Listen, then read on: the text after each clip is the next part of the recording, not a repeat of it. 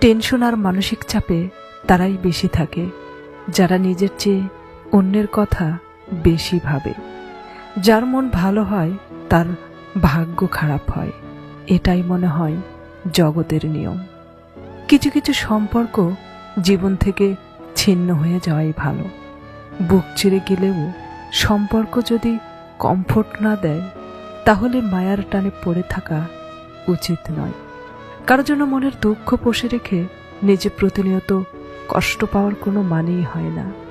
যার জন্য তুমি দুঃখ পাচ্ছ, খোঁজ নিয়ে দেখো সে অন্যকে নিয়ে দিব্যি ভালো আছে। কিছু রাস্তা তোমাকে একাই যেতে হবে। না থাকবে তোমার পরিবার, না থাকবে তোমার বন্ধু বান্ধব, থাকবে শুধু তুমি আর তোমার ছায়া। মানুষের পতন সেই সময় থেকে শুরু হয়ে যায় যখন নিজের আপন মানুষকে হারানোর জন্য পর মানুষের পরামর্শ নেয়। মানুষ ঠকায়েন না, মানুষ বাঁচেই বা কয়দিন।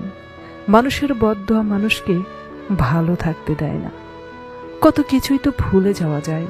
সকালে চায়ের চিনি, রাতের ঔষধ, মোবাইলের পাসওয়ার্ড। শুধু ভুলে যাওয়ার একটা বাহানা নাই বলে তোমাকে ভুলে যেতে পারি না।